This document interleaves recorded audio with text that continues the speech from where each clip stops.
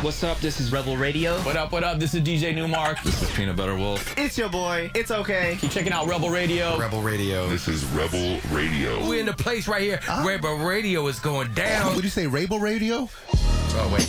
Let's do it again. Rebel Radio. Yo, what's up, Rebels? Welcome back to Rebel Radio. This week, we're going to kick off festival season. We got a bunch of good stuff planned for you. The next few weeks, we're going to come at you live from Coachella. Well, not live, recorded live on the field at Coachella. Obviously, Coachella's over, but I was there and took my microphone and sat down with a few different folks. I'm not going to tell you who they are just yet. We got some surprises up our sleeves, but some great episodes coming at you from Coachella. We'll not be coming at you live from the Fire Festival. I know you know what that's all about, but we're going to kick off festival season with my man Kevin Lyman. Kevin is the founder of the Vans Warped Tour.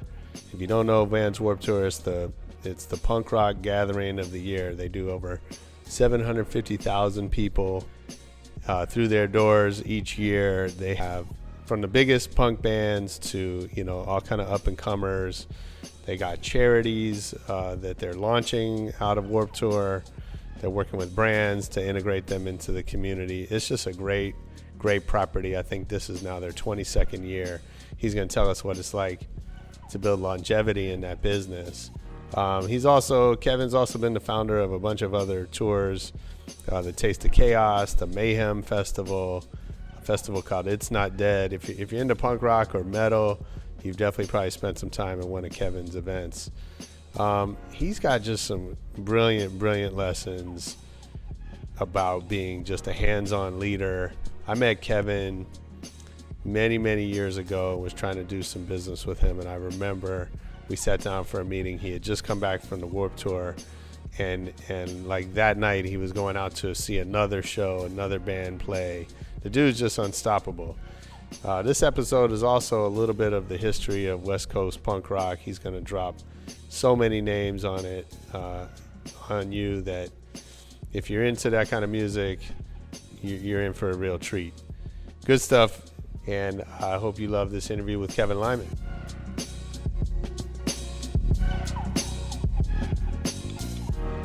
So, thanks, man. I appreciate having you here. You know, I've been a huge fan of Warped Tour forever.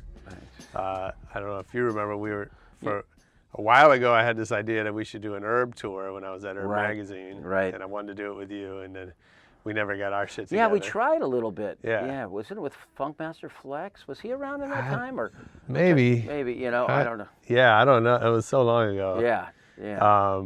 But even then, like, you know, I remember Raymond and I talking about it. It was like, if we're gonna do this, like, let's do it. It would have been fun. You know, let's do it with the best. Yeah, we've had some people.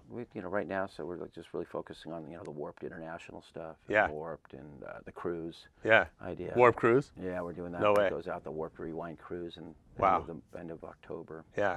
And then that It's Not Dead punk show that I did 2 years ago. We're doing again this year. That's cool. So. And then you have the other festivals, Chaos and that stuff. Chaos is kind of on a hold right now. Yeah. And, you know, that's a big thing now, if you know, not to force a festival. I think so many people are put in situations of, you know, feeling they have to do something every year. Sure. So. Well, I guess if that's your only thing, you kind of have to do it. Yeah, maybe that might push you over the edge. Totally. Well, dude, I appreciate you making time. I'm excited to learn a little bit about kind of how you do all this and and all that stuff. So I always kind of like start at the beginning. And I know you've been doing this a long time, but I want to go back even before that. Golden Voice days. Yeah, even before that, just how you even got into music. Yeah. As a fan, like, do you remember the first record that you ever bought? Simon and Garfunkel. Oh shit. Yeah. Greatest hits. Your punk kids would be you know, I mean, I think the punk kids would be really shocked about the wide breadth of music I listen to. Yeah. But I think that's been from, you know, it's been my whole thing, you know, working in the clubs of LA when I was doing 320 shows a year. Wow. And you were working every kind of music. Yeah. And I think that first Warped Tour was reflective of that. Is that right? When you go back to first Warped Tour in 95, you know, I thought Seaweed fans would like No Doubt fans, which would like Sublime, which crossed, but then you put Orange 9mm and Quicksand and all these bands into it. And So where'd the idea come from to even do that? Well, for me, it was, I think that lineup came because I'd been doing that. And I thought, these kids are all the same kids. You know, in LA, it was always like I'd work a metal show, and I could never understand why metal shows were $10 and the shirts were $10 and our punk shows were $5 and the punk shirts. I said, it's the same kid. Yeah. And I think I've always kind of say that it's the same type of kid loves music. Yeah. It's just how do you, expose them to different things. Yeah. And so that's been my whole thing through life. But like with Warped, it really was, kind of the culmination of, I was first stage manager of Lollapalooza in 1991. Okay. And then been out working in that world. And by then I was running the world tours for Stone Temple Pilots, Nine Inch Nails, Jane's Addiction. Well, it was Porno for Pyros by then. But it was just overwhelming, I used to say, I'm glad they're all doing well and surviving, but at that point in their careers, it was like working for two drug addicts and a psycho on any given day, and you didn't know which was which. Right. So I was kind of always like it was just, I was going to implode, and I wasn't having fun anymore. And I've always found that this business, we got into it because it was fun. Fell in love with live music because it was fun. And do you remember when you realized that you wanted to be in the live music business? Well, it was completely accidental, actually. I grew up in Claremont, east of here, around the Claremont colleges, and it was a period of time, out there was interesting because there was artists, David Lindley and El Rayo Eke, and it was more of a kind of a I guess a hippie vibe out there in Claremont. And growing up out there, we were, I was exposed to that kind of music, I guess, early on. And then my first punk rock experience was in high school. This guy showed up at the school, and he called himself Xerox Clone. Okay. That was his punk rock name. Yeah. And that was an exposure to punk rock. Yeah. So it was really fun, and we talked to them a little bit, and then I went to Cal Poly Pomona. Okay. Really, I wasn't interested in. I liked music, but I had no idea you could make a career out of it. Yeah. And going to school there was an interesting time because it turned out that Perry Tollett, Paul Tollett, who runs Coachella and works at Golden Voice, was going to school there. His brother was in a band called Chardon Square. Okay. And there was bands like the Targets. Yeah. And I started realizing as I was on the ski team and ski club in college, I needed to raise money for those events. Sure. And maybe we can integrate music into it. Cool. And I would bring bands out, and then I had a van too. So the van was like access to LA for my core of friends to go see shows. Yeah. So we'd go to the Whiskey and see the Plimsolls with the Go-Go's opening, and then that kind of world, and starting to get exposed to music. But there was no Glass House, there was no access for those bands to come to Cal Poly. Right. So we could bring them for $100 to come play at our college campus. Wow. So we'd get the Violent Femmes for $100 or TSOL and come and play. And I started getting around this group of people that liked music, and I'd start throwing shows. And then the Inland Empire started having a kind of a scene out there with the Stepmothers and transformed into the Unforgiven. And you probably, I don't know, maybe you're still too young to know that era of bands. Sort of. There was a kind of a burning punk scene in the Inland Empire. Really? And I started blending it together, and blending in my, I guess it was this, like hustling skills. I guess it was renting fraternity houses for like $1,000 and doing 5 bands, $5, all the beer you could drink, and you get Fishbone out there, and you pay them $100 and they'd leave Angelo. The problem is you'd end up with like an Angelo for a week, or Chris.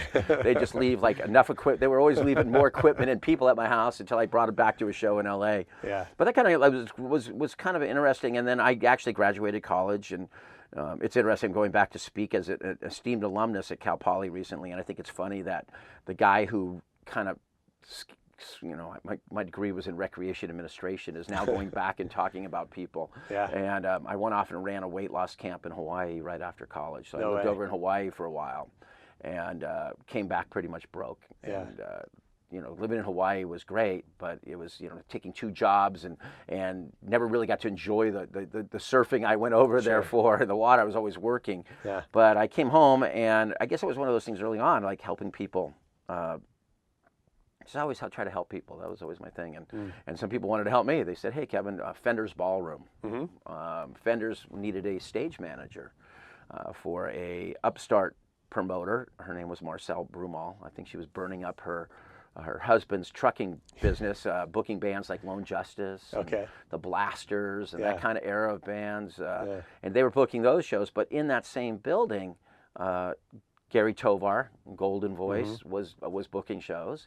And it turned out that Paul Tollett, who I had met, he's a few years younger, was now working for Gary, and we did a co-promote with, it was Motorhead.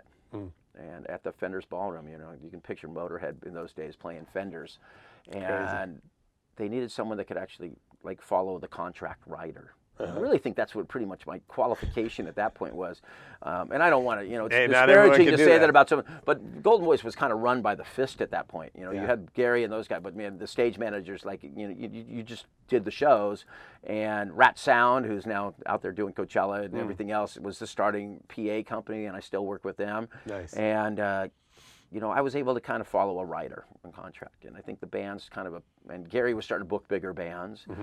So all of a sudden we did this co-promote, and I got to kind of run the show on the production side, and it turned into more gigs with Golden Voice, and within a couple years, I always had my own independent production company, but I was running all the Golden Voice shows in LA, and I was always that punk rock world where people that worked in punk rock said, I don't work metal in that. But during that period was also a busy time in LA. The Sunset Strip was in full bore. Gazzari's, the Whiskey, Country Club. And those people, Nelly up at the Country Club, Whoa Nelly Presents, needed a stage manager. And she was paying, punk was paying $75 a night. She was paying $100. So, maybe that's the extra $10. I got a little bit piece of that, I guess, from stage managing those shows. But that bled into a whole world of the Warrants, the Leather Wolves, so I was working Poison shows before when they were the opening band on the bill, Paradise, and that crazy time of metal. And then that grew into the Foundation forums, and I was still running all the alternative stuff, the punk stuff for Golden Voice, but that was turning into the Jane's Addiction, the Chili Peppers, Fishbones, and some of my life was kind of like all of a sudden the skating world started coming back into my life. The old Pipeline Skate Park in Upland and Vision Clothing and things started needing a guy that could put on their events. So I started getting ideas of how do you blend this music together. So we, got the Red Hot Chili Peppers. We had just done a show up in Cal State Northridge, and 3 nights later, I said, "You guys want to come down? I got $250. You want to play on top of a skate ramp?" Wow! And that turned into the Vision Skate Escape, which is the videos are still bouncing around the internet as a great event where skateboarding was spending money. They got the guy that did Blade Runner, designed these ramps, and we had a double ramp and Tim Payne. So I kind of got really in with the skate world again, and that kind of turned into boarding for breast cancer and board aid shows, all those great old board aid shows where we do a board across and have a vert ramp, and we'd get Pennywise or Offspring or these bands to play up in the mountains. And literally I was sitting in the snow one day after I'd gotten Perry and to really said you need to play Mountain Song. He wasn't doing any Jane's Addiction songs, and he actually closed with Mountain Song, coming down the mountain. We did this big board across, and shit went bananas, and it was just and kids were snowballs, and I was exhausted, and we worked hard to get the stage because I always wanted to make farther up the mountain than anyone, which meant piece by piece, and I sat there and told my friend Greg Teal, I said, man, this lifestyle's coming together. I'd heard about the X Games coming forth, that they announced this new X Games, and I go, what we've been doing on the coasts is going to start going to the inland. And I said, I need to get out of the music business because I probably have to go get a real job. I'd been doing okay, but I had my first child on the way, and that whole idea of adulthood. Like time to grow up. Time to grow up, and I said, let's go out for one last summer and see what we can do. And so it was really quickly came together. I don't think the concept was until the end of March, and we were out by August 1st that first year. And did you know immediately that you had something? A disaster? I think I knew immediately that I was over, wow, putting on, a show with underground bands, even though they were unknown out on the West Coast, and Quicksand was known on the East Coast. They were, out of Gorilla Biscuits.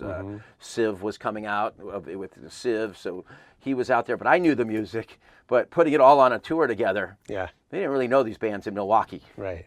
Or that. So we would show up, and even in Denver and Dallas, a few hundred people would show up. Yeah. But I think that's where I always tell kids, it's patience in life, allowed me to get a second chance, because I'd worked with all these promoters on Lollapalooza, and they saw how hard I worked. I mean, that was not an easy tour at the beginning. I mean, we were doing things that had never been done. Yeah. With, 8 bands on a bill, 20-minute set change, just, wow. Breaking every union rule, fighting the unions, changing the rules out there.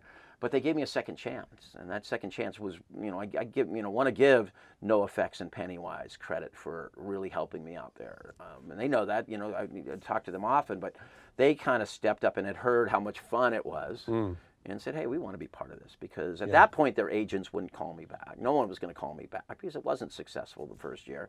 And by having those guys step up a little bit, gave it a little bit of a lot of credibility in the punk rock world. Even though I'd worked in the punk rock world, it was like I was the guy who loaded everyone's vans, or I was the guy running the venues. I wasn't the conceptual guy. And it's weird. I think Greg Graffin still has it out. Like, Kevin's the guy that loads the vans. How did he do all this other stuff in life? But they came out. Got lucky with that call from Vans. It wasn't really looking to sponsor I thought they were looking to sponsor my tour. But I had 15 minutes to convince them. They were coming to me basically to ask them to help them with their amateur skateboard program. And I said, no one's going to come watch amateur skating unless it's around my amazing music festival. And we blended it together and became the Vans Warped Tour. And that was 3 summer. Well, they've been with me. This will be our 22nd summer together. Unbelievable. So we've been through a lot. And the beginning of that, I look at different timing. I don't know if something like the Warped Tour would get that chance now, because we are in a world of needing instant success and things that I don't know. And the timing was right, and the X Games did time out right. And I think it was being run by. We weren't running it for a brand. Vans is still a great partner, but they don't tell me how to run a tour, and I don't tell them how to make shoes. Right. So. What? Well, I want to talk about the Vans thing a little bit, but I'm curious. Like, so first year was a struggle. Second year was a super. Second year, the crowds grew. Yeah. But we were getting paid nothing. Yeah. We really weren't, because the promoters were like, they were hard on me. Yeah. They were really hard on me. They're like, look, Evan, you're going to come out here, and it'd be like, if you don't get every band on stage, do this giant storm coming. We're pretty risk. We had we'd had bands playing under a blue tarp trying to get the music in, and we were kicked out of a couple of venues because we were trying to blend to this idea of punk rock, selling your T-shirt yourself. Because Pennywise showed up and says, we're not letting the guy in the golf shirt. We call them golf shirt people.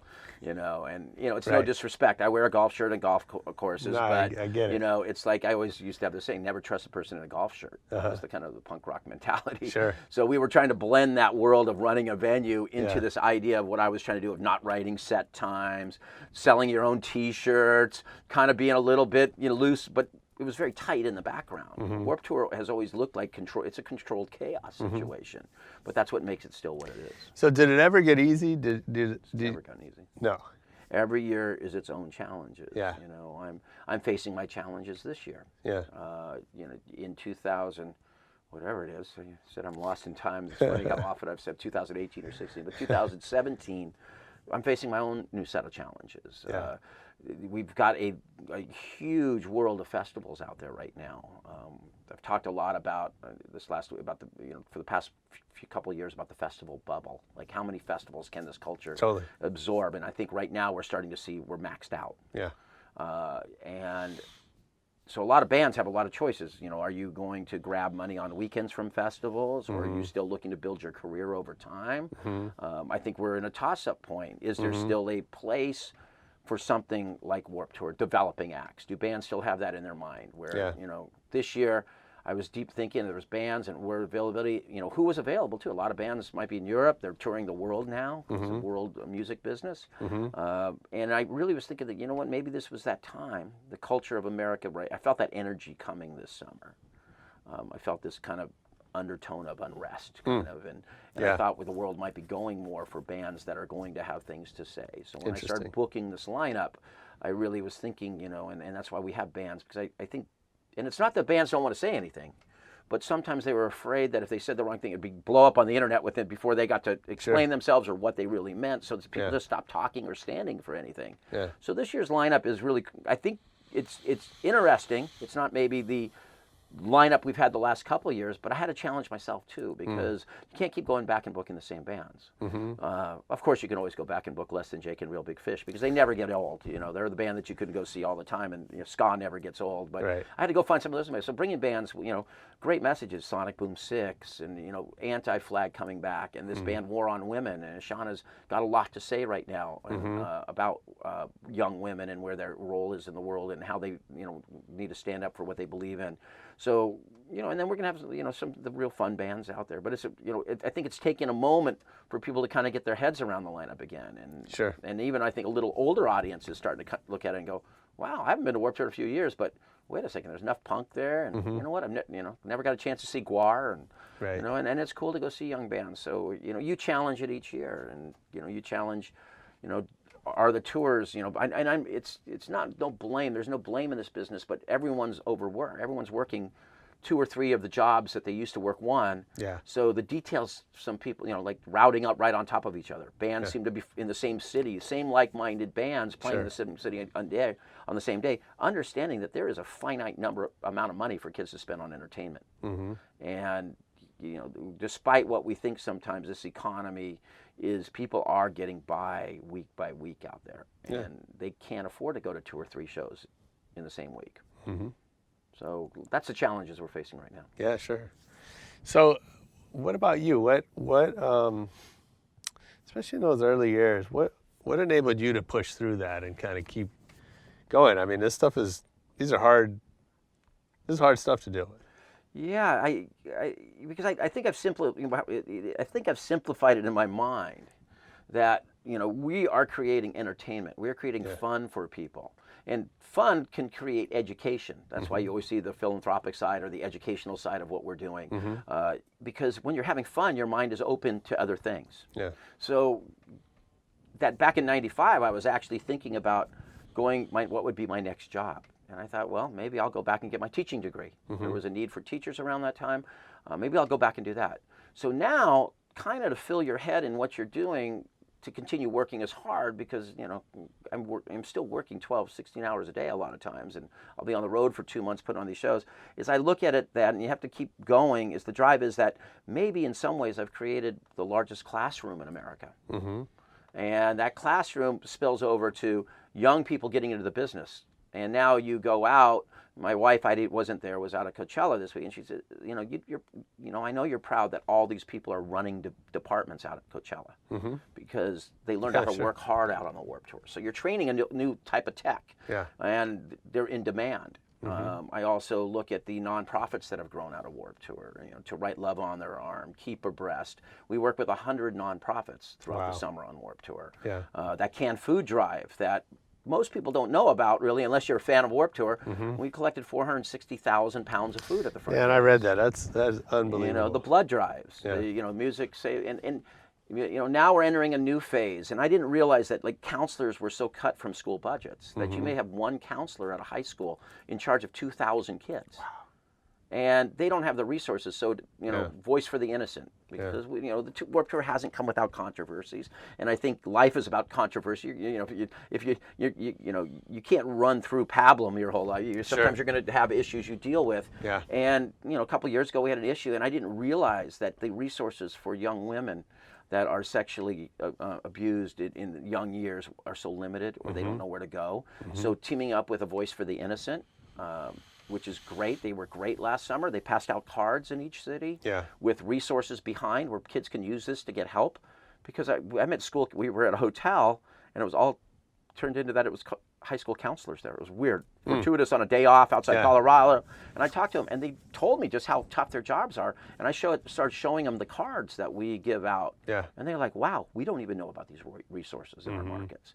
So that's stepped into a whole new thing that we're expanding this year with Crisis Text Hotline. Because now that kids aren't necessarily willing to call on the phone and express what's going on in their life, they'll text. There's a whole organization out there for them. Yeah. So you do that, and then you put on some bands, and most of the bands are out there, and 90% of the kids want to run around and have fun in the sun, and that's really what a summer should be about. Yeah. And 10% of them, like any classroom, kind of, let's say, overachieve in a way. And on the way out, sign up to register to vote. I think you probably remember the Rock for Choice shows, and that we used to do here in LA, or the Rock the Vote shows. I mean, every 3 weeks we were putting on another benefit in LA. Yeah. And now it's harder. We understand that bands can't play benefits because that's how they tour and they make their money. Yeah. But there's ways to get their messages out more. So we're continually trying to blend artists into the new way of philanthropic missions. So there's enough each day to keep me busy and entertained. And And it's also, I'm having, overall it's hard. There's days that are hard, and there's days I'm like, you know what, I should just go do. I was involved in taking that branding side of what I've done with Taste of Chaos or Mayhem or Warped or some of these other projects. And I was, a partner with St. Archer Brewery, which was back to the roots of where I came from. It was all surfers and skaters and that lifestyle, and they were like, create a great product, which the beer was good. You can't sell a beer if it's not good for that long, especially in this era. And it was great. So reconnecting with people like Paul Rodriguez and Mikey Taylor and Taylor Steele, and then Josh, who's a brilliant guy who founded the company. I'm working with them on Villager Goods now, which is we're moving into coconut water and health products. So we're down to San Diego. Working with Haley Williams on her hair dye company, Good Dye Young. So a lot of the entrepreneurs that I've met. That's a great name. Yeah, the entrepreneurs that I've met out in the parking lot, they're coming to me kind of almost as maybe somewhat in a mentor position. Sure. And I'm enjoying that. Yeah. Getting out and speaking and teaching a lot, running hard. I decided that right now. The way the country is, music through diplomacy has always been a topic. Yeah. And music brings people together. So we're. Warp's going over to Japan to do a couple shows next spring. We took over. There was Punk Spring in Japan. It's now going to become Warp Spring. Cool. We're doing Mexico City next month. Nice. I mean, it's coming together really quick. Yeah. But I think it's important right now that we show that we're the music, and people in these countries have a lot of things in mind that are alike. Sure. And the propaganda that we maybe are fed, not even you don't want to say propaganda. What we're fed each day by our leaders doesn't necessarily reflect what's in everyone's hearts. Because I did a documentary. I got to go to Burma this year in Thailand. So we shot for 10 days over there about the Karen tribes and the persecution of them. And 99% of the people 99.9% of the people in this world just want to live in peace. They really do. And those voices have to be heard, and music is what has been always a way to express that. Yeah. Do you think is that changing? Like, is music's role in culture changing, or does that remain constant? I think the role of people having a voice and speaking out, because they were afraid that I don't want to stand for anything, because if I stand for something, there's going to be people that are going to attack me on a daily basis, online and social media, and this is going to affect my career and potential. But I think you're going to see a new wave of people and of people that said, okay, and I'm not just saying in politics, I'm saying in those canned food drives, in blood drives, or if I stand for, there's so many things for the environment, we're really focusing on the environment this year, because if it's true what they're talking about doing, there's certain things we can't control, but on a local level, we're telling kids, you know what, get involved and stencil the storm drains. Yeah. Because if one less person throws a cigarette butt down them, that helps. Yeah. Help on a local level. Yeah. And that's what you do in times like this when there's so much unrest, on a macro scale. That's amazing. Yeah. So, you're at a point, you probably could have delegated a lot of this and, maybe not work so hard. Is that just the way you're cut, or is it that, that's how you have to run a business? And it's not true. I have delegated a lot. It's strange. I have and for what we do, we only have 4 full-time employees. Wow. At Fort Feeney. We have 4 people. And they're 4 women. Yeah. And they're just forces of nature. They are fantastic at what they do. I trust them explicitly with getting things done for me, and they know what can get, and then they know when to come for me. But instead of the things I used to fill that void of maybe the micromanagement, I've now filled it on the larger scale. And I sit there and go, oh, I'm going to reach out to. I'm talking to Argentina about maybe let's go down there and do a show, or relaunching Australia. So I seem to always fill up that time that way. And, the biggest thing is I've got my anniversary coming up here, which is in this business, Fran's been wonderful. My wife put up with good times and bad times. If you definitely said that for better or worse, I think she's been there. And, we've almost been married, I think, 24 years. Coming up next week. You better not forget. Wow. Nice. But we tend to both forget. We're so busy. I'm sure. And then that's how our lives are. You blend them back together, and you have a daughter graduating Loyola New Orleans this month, and one just picked college. And she's going to go into physics and environmental engineering, or, double major. So, it's good. So having some stability there has allowed me to kind of do what I'm doing now. And I read somewhere that your kids were involved in the tour at different points. It's turned into their summer jobs. Yeah. They work really hard, and they don't get to be and people know they're not the boss's kids. They work as hard as anyone. Yeah. And Sierra runs our nonprofit area. Cool. So she's coordinating all the local nonprofits that will be coming out for the day or the whole summer right now. And she's kind of like me. She's thinking, okay, this year we need to have a open mic tent. We're going to do this summer. So she graduates in a couple weeks, and we're going to drive back across the country together, bring her car home and everything. Nice. So we'll have some time to plan what's going on. And my other daughter comes out since she was 14 and works in the production office. And she is she's just super organized, super thoughtful, and works really hard. That's cool. So it's been nice for me because as I've replaced, when I used to tour with my peers, when I was touring with Pennywise and Bad Religion, it was definitely more of that, we're on tour together. Sure. And now I'm kind of, one, I'm physically tired out there. It's a very tiring tour. But two, it's also, I'm either a mentor or a disciplinarian. So it's nice to be able to travel with your daughters. And I think, they're none of them, every time they go get their own jobs or anything, it's like, wow, they work hard. Yeah. And that's what Warped Tour does. Ultimately, it's just a hard-working group of people. And I always say it's nice to work in a group of people, everyone, from the kid that has to put up that 1 10x10 tent for a band and do their T-shirts, everyone for 2 months gives a crap as a society for the success of that space. And we move a city each day. So there's that there's that saying like work smart, not hard. Is that just bullshit?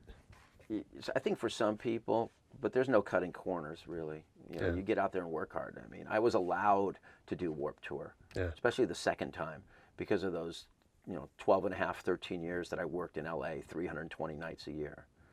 And I didn't live in LA. I drove to Claremont, I lived in a log cabin with no heat, but I grounded myself too. I realized now that there was something there that made me drive down that 10 freeway. Yeah. I won't even do it now. It's so long. If I get in my car from Pasadena, it's like, oh my God, how did I, But that was a lot of people out there. We all worked together. We supported each other, the community out there, and whoever could drive at night would work that day with me in town because I'd put every energy into running the show. And by the time I got in the car, I needed, it was just collapse. But I woke up by a stream, believe it or not, a stream, and had, it was nice. And it was just that hour of regrounding because now I read everyone's books. Yeah.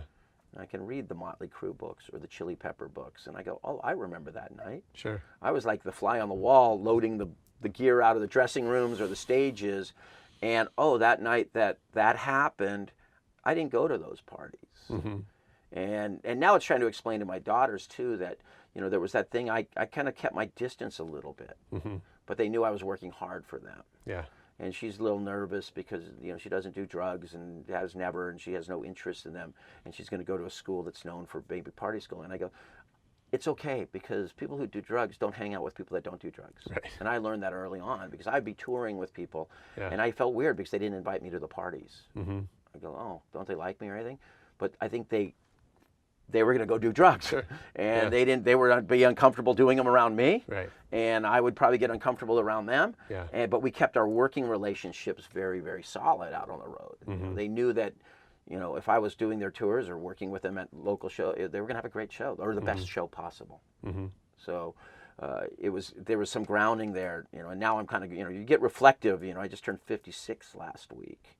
And everyone's like, oh, yeah, and I'm like, well, yeah, I've been doing this for 35 years. That puts me around 21. That's what happens, right? Yeah, that's what happened. Those years go by, and I said, you only get old if you look in the mirror. Right. It's the only time you get old. Yeah. Otherwise, you look in the mirror, you just get up and you do what you do. Yeah.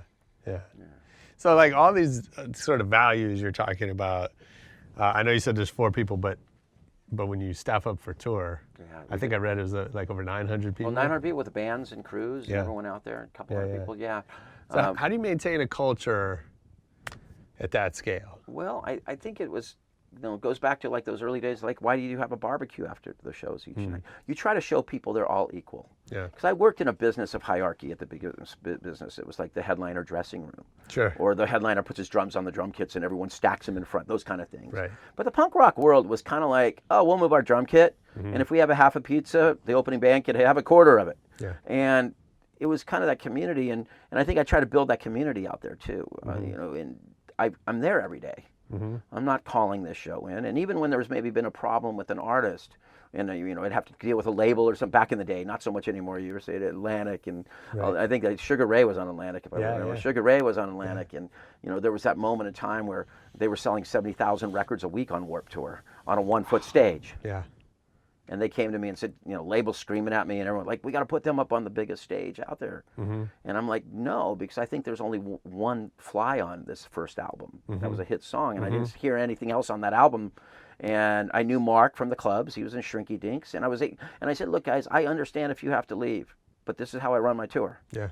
And I went on the bus and explained to Mark. I said, if you'll have more hits if you write it, but you don't have them on this album. And if I go out and move you're building a lot of credibility for life. And they've always had it.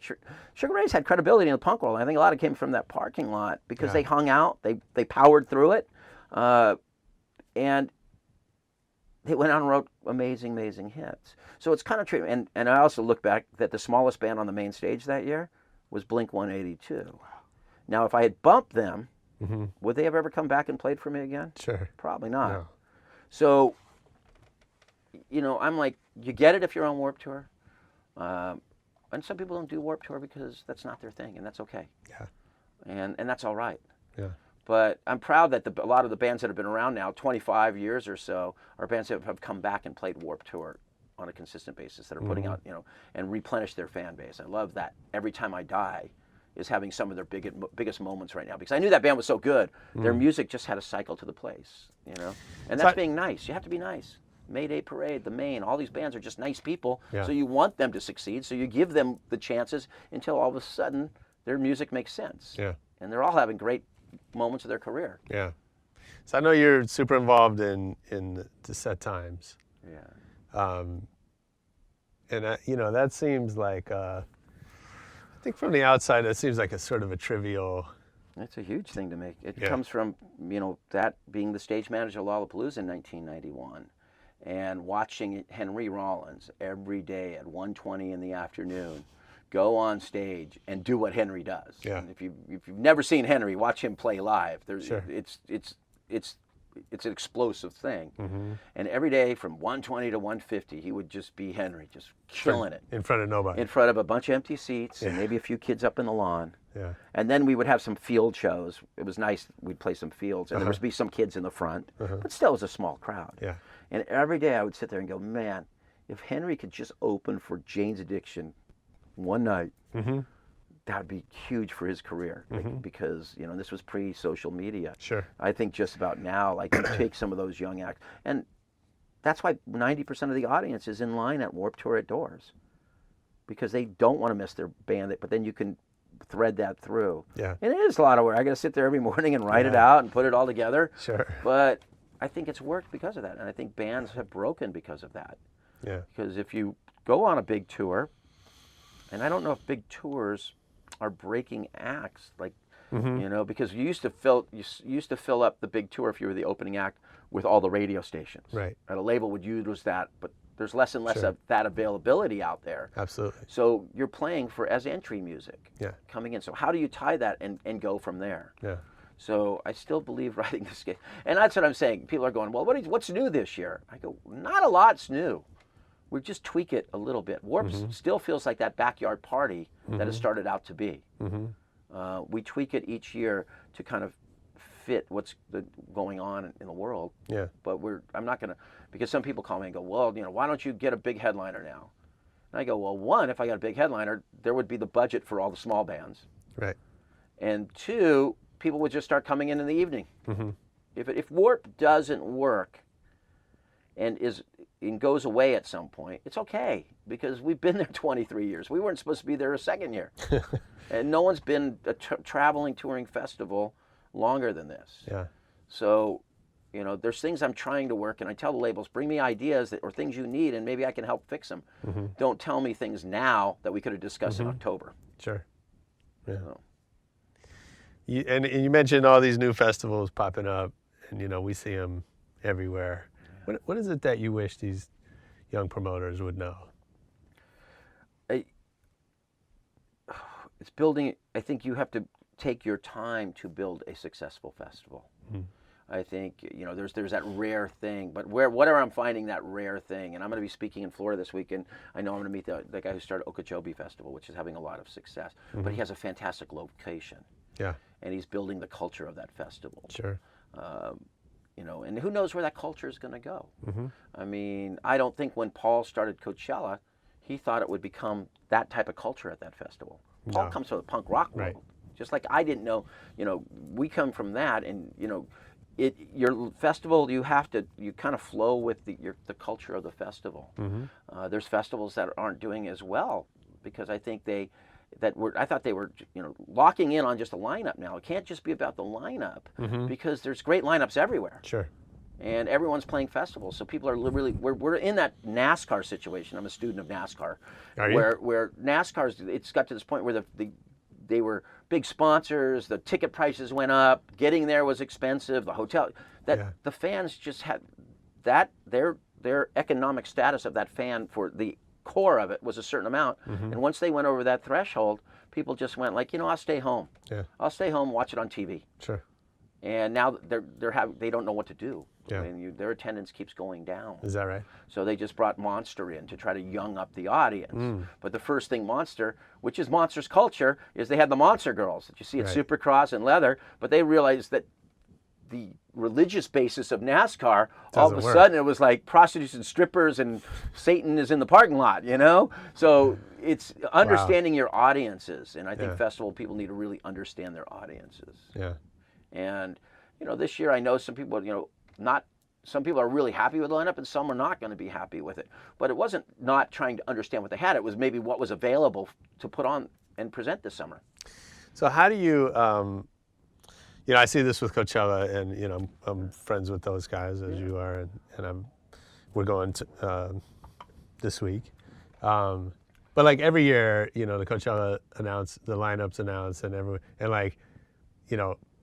feels like everyone's unhappy with the lineup, and then of course they sell out and all that, right? I always say the worst day of a festival producer's career is the best and worst day is announcing your festival. Yeah. Because you're excited to get it out there, but now you have to take that instant blowback. Sure, of course. And it really comes down to the consumer's choice if they want to go or not. But I think Paul feel like Paul pockets his festival very well for that audience that is buying not knowing the bands that are on it. Absolutely. He's got a good ear. Right now, hip-hop is definitely back into the forefront, and that lineup is pretty hip-hop set, but he's not abandoning his dance fans. Right. I mean, I know that at 2 o'clock, 3 o'clock in the afternoon, it may be a little like crickets out there for the bands, but that dance tent is going. He couldn't just say, I'm not going to do that. But he always does things that, I know that feed your soul. Sure. You do things, and that's why he built that glass house tent this year. Where the Interrupters played and things like that, and TSOL, cool. I guess, got a chance to play out there. Nice. Which is, I know that's for his soul, and that's why I did that It's Not Dead festival a couple of years ago. Yeah. I was struggling. I was kind of struggling with like where I'm at. I'm not as happy as I usually am. Yeah. And I was thinking that, wow, maybe I need that punk rock back in my life. And I said, I'm going to see if I can pull this together. It had never been done where you really get Descendants, Bad Religion, NoFX, and Pennywise on the same show in LA. That's cool. And so how do you know?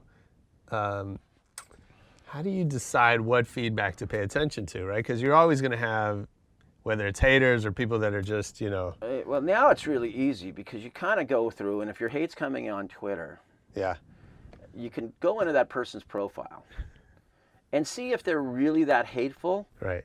Or they're just spewing. Right. And 90% of the time they're just spewing, really are. Because the tweet before it'll be, what color is your kitty's eyes? And, I had a great pizza. What are you eating? Right. And then they'll send out this vile thing to you. Yeah. The 10%, then you kind of really, look at and go, okay, this is who I can learn from. Yeah. Maybe, okay. If that starts coming together. And it takes time. Yeah. But the worst thing you could do, you can't negotiate with the internet. Right. You know, I thought 2 years ago, because punk rock was about, we used to really, that confrontation was good. Of course. But we've bred confrontation out of our schools because the professors are so scared to challenge their students because of being culturally inappropriate or saying the wrong thing can get them fired. So education, my professors challenged me and I challenged them. Yeah. And I guess I've always challenged the norm. Yeah. But you learn from that. But we've watered down the society, and I think right now is a very interesting thing because conflict is we're trying to figure out how to, conflict is happening. There's a lot of conflict happening here. And you have that very small percentage. And I said, Trump's wasn't to worry, but maybe we're getting worried at some of the things he's doing. But it was the 3% of the people he was empowering. But you look at over on the left, the left too, the 3% that are empowering. And they're feeling that it's all right to show up and just beat the shit out of each other. It's the other people in between, the 97% of each time, have to learn how to start communicating to figure out how to move this world forward again. But we forgot how to communicate because it was all in short blasts and tweets or this and this, that we're going to have to come back and figure out a way to communicate again. And that's a challenge. But by denuding the powers of the professors and teachers at the lower levels to challenge their student, we're not learning how to deal with conflict. And I'm really, that's worrisome to me. Yeah. That's so I want to go back to you talked about Vans. Yeah. How do you keep a client sponsor for 22 years? They're an equity partner. Yeah. Many years ago, you make some deals in this world that Sure. you look back on it and they're great. They kind of bailed me out because I got sucked into the .com world, that first run of it. And I could never really understand it. Sure. But, there were some people involved in the tour at that point. And, they told me I was going to live in a warped world, which now there's VR, which they're saying we all going to live in a different world. But back then they said, you're going to live in this warped world, Kevin, and you'll do concerts in this building, and then you'll sell merchandise to kids. And I'm like, no, man, it's not kids want to go to festivals. They want to go sweat on each other. They want to be part of the culture. Maybe we are getting away from that a little bit now, but then I'll be gone because I can't see how people are going to sit in their houses. I know that's a big thing. When Live Nation and Michael Rapino and their groups, some of the things about how virtual reality and how they're going to sell tickets to concerts that way. I don't buy it. I think it's BS personally, but that maybe that because I'm 56. Maybe there's some bunch of 19-year-olds are going, great, I can just watch the concert in my room and it's going to be as gratifying as going to a show. And I don't think so. Yeah, I don't think so. But we also, we're challenged by, the video gaming world because it used to be that girls went to shows earlier. Sure, yeah. You notice that girls went to shows earlier. It was always like the bands, they'd come out and see band. And working at a label, you'd be like, oh, good female audience. Kind of would drive it because eventually the boys would come in a year or two later and when they grew up a little bit and stop hitting each other with sticks and realize that it was fun to go to social gatherings. And that's how the crowds grew, I mean, Warped Tour grew because that year that the Bosstones were on, and Teen Magazine put the best place to meet guys was we were number 6. No way. Yeah, ska drew the girls, So it was all of a sudden I noticed all of a sudden girls were coming to Warped Tour. It was kind of a guys fest like people have thought, and they would come and but how do you carry that through now? Because really, I'm watching these games, and they're pulling some girls into the game slowly, but it's still 2-3%. Sure. But it's 97% guys that are sitting there watching other dudes play games. Absolutely. And how are we going to get them away from that? Or maybe they're going to slip in a girl into virtual reality while they're playing those games, and they'll never have to go meet a girl. Who knows? We'll see. I guess. Yeah. I guess. So a lot of changes, a lot of things going on. Yeah. All right, we're gonna lose the room here in a minute, but I want to do a little speed round. Give you enough little. This is great, man. This is notes. So much stuff. Well, I just have one question, then I have a quick speed round. Okay. But I know Vans has been an important partner. Yeah. What other brands do it right in terms of integrating into culture? I made the first deal with an energy drink company in music, really. Yeah. It was Hanson's Energy. Oh yeah. And that was 21 years ago. How about that? Wow. The green can. Yeah. That was 20. Yeah. So I made that with Mark Hall. Yeah. And watching how Monster has evolved as a brand, and what they're doing with music, I think, is a great thing. You know, we can talk about I think Red Bull does great things. I think the energy drink things, Rockstar's been a big supporter of our programs. They kind of get how to work with the artists and things developing. Then you have, you know, some of the other brands that we you know, that I like working with, and it's fun to have some of them coming back this year. You know, Hard Rock and Skull Candy, some of the brands that maybe weren't with us for years because experiential marketing kind of went away. Everyone thought we were just going to have a kid with a, you know, with a tweet or something would work your brand, you know, help your brand. Now they're saying we need to have that interaction with people in great spaces to be at these events. So people are dusting off those old activation trucks and figuring them up a little bit and getting out on the road. But in truth, the anti-smoking campaign we've had a great run with. You know, you know, I think there was brands, and you know, and then if you went into the alcohol world for a long time, Jaeger did a great job with it. They lost their core people there, and they lost the essence of that brand in music, and now they're just another brand and fighting it out against what are they? Alcohol companies there are. Fireball. That's what I was thinking of. So. Okay, let me do a little quick speed round. So if you can go back and give one piece of advice to your 18-year-old self, what would it be? Oh, don't sign that deal with Launch. No, you know. I've never Launch. No, okay. What talent have you always wished you had more of? I wish, for me, my talent would be sometimes to focus. You know, focusing is hard when you have the mind, you're kind of jumping all over, and kind of flesh out some more of these ideas I have. And I'm really working really hard on that right now. I learned how to say no, and that was a hard thing because I always wanted to say yes. And then I also learned that not everyone's going to like you. Sure. But most people would respect me, I think, at this point for what I've done. Yeah. Yeah. I think so. If you could choose any other career, what would it be? Charter boat captain. Yeah, I'd be a charter boat fisherman captain. I love it. Nice. So if I worked for Warped Tour or for Finney, what's something I would hear you say over and over?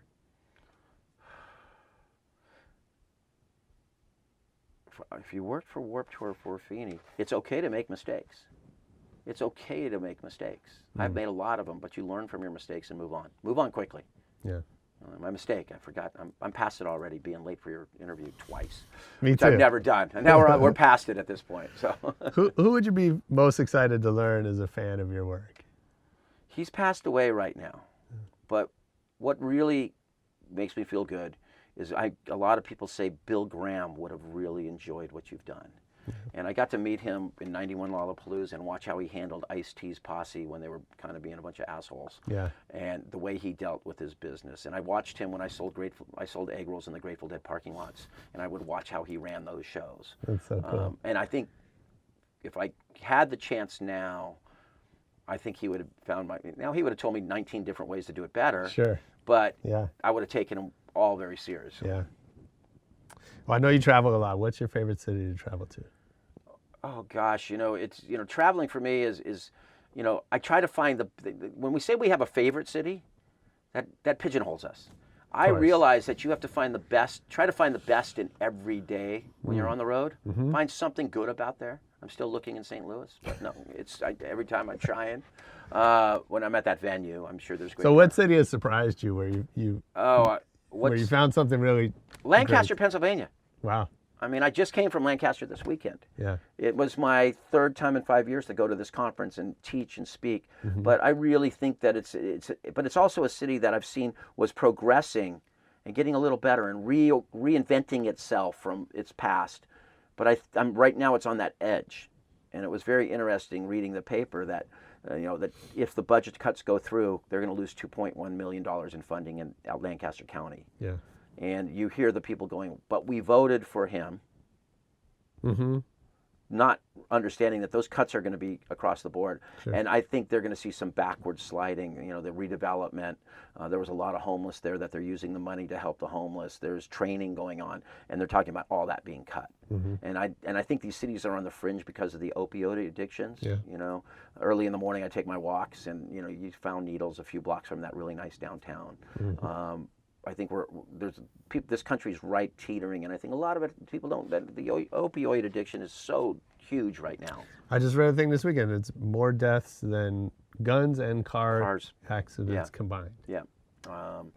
I've seen that growing, and you see that kind of despair. And if we take away these services, I said yesterday on my Twitter, I said we should all get to put on the brick that we're building the wall what we've lost to build that wall. School lunches, gas subsidies for heat, they're all going away. So every one of us should be allowed to put on our own brick what we lost. And it would amazing. it's going to be it's going to be a really a cross section, all voters, all demos, what is potentially going to happen in the next few years. Absolutely. And that's, you can't let that overwhelm you. You have to kind of, so that's where I've kind of gone to that local mentality. Let's do things locally to do the best we can locally. Yeah. What's the last great book you read? I'm reading I've read a lot of books in the last few weeks. Hillbilly Elegy. Okay. It's a fantastic book. It's on the bestsellers list right now, but it really explains to a person the coasts. We're all isolated, but it really kind of the migration from the Appalachians through the years to the industrial cities, and where their mindsets were that when they were probably voting this year. So I think people that maybe were angry will understand where they're coming from differently. Cool. Right now, I'm almost done with Colony Within a Nation, which is basically trying to explain the mindset of the police officers that are shooting people. Wow. And the people that are being shot. Yeah. And it's not the mindset of basically we have built a colony that it's a colony within a nation. It just kind of explains that we live in fear, white fear, black fear. We all have our fears, and how these fears are coming to a head right now. Yeah. And so I think I've got a little bit into that. That's great. That kind of, but I want to keep understanding reading. what's going on around me when I travel. Yeah. And what's going there, so maybe I can speak to. Simplify it from my early life. I would say, read the local paper and drink the local beer. Sure. And I sum it up with a story: as you always read the local paper and want to understand what's going on in the local market. And I rolled into Pittsburgh for my first time, and they had just talked about closing the steel mills. Yeah. And I went to a bar with a couple people, and everyone I looked around you could just tell was not ready, not in the best. They weren't drinking for fun. They were drinking to forget. Yeah. And I looked at everyone drinking a Rolling Rock, and I said, I'll have a Rolling Rock. The two people I was with ordered Heinekens. Guess who got their ass kicked that night? The guys with the Heinekens. I was able to just kind of because, I understood the local mentality. Sure. And I relate that to a thing called road dumb. We tend, when we travel on the road, to become very dumb and insular with what we tour with. Understand what's going on in the local market, and it'll get you through life. That's great. Yeah. That's good wisdom. Okay, what movie do you think you've seen the most? Shawshank Redemption. Nice. I love Shawshank Redemption. Movie. Love that movie. Watch Still to this point. Plus, I have a really bad memory. So, my wife will be like, "You're watching that movie?" I go, "This is a really cool movie." She goes, "You've seen it like 4 times, Princess Bride. That one I still love. Don't get a chance. Don't watch as many movies as I'd like. It's like all these TV shows. When you travel the way I do, I'm not a big binge watcher. I loved Escobar and Narcos, things like that. Yeah. Fascinated by the culture of cartels and how that's gone in our country. There's some great books I've been reading. Oh, it's a great book, Narconomics. Narconomics. Narconomics. Awesome. And it's an amazing time how their culture has blended with our opioids and our big pharma cultures to create what we have right now. Yeah. Okay, this one is probably hard for you. Is there a band or live performance that stands out as the greatest you've ever seen? Well, band-wise, I would say for some reason, probably around 84, 85, Stiff Little Fingers. And we were doing downtown. Yeah. Remember the old Variety Arts Center downtown? Yeah. And we were doing we were doing 3 shows in 2 nights with them. And I really didn't know Stiff Little. So somehow that had slipped through the cracks of my knowledge of bands. And I just will never forget that night. 2 shows on a Saturday and 1 show on a Sunday. Just going crazy. Nice. Ongoing, consistent, great shows. Rancid. Love Rancid. And now the Interrupters. I think we have our new punk band. I've always said we need new, great, young punk bands. Yeah. Watching the Interrupters, to me, it never gets old. Really? Cool. Well, dude, thanks for doing this, man. I appreciate you being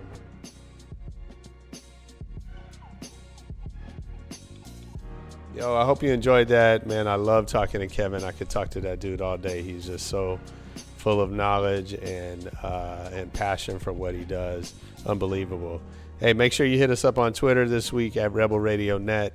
Find us on Facebook. Check out our YouTube page. We got good stuff happening on YouTube. And most importantly, come back next week for more Rebel Radio. Peace.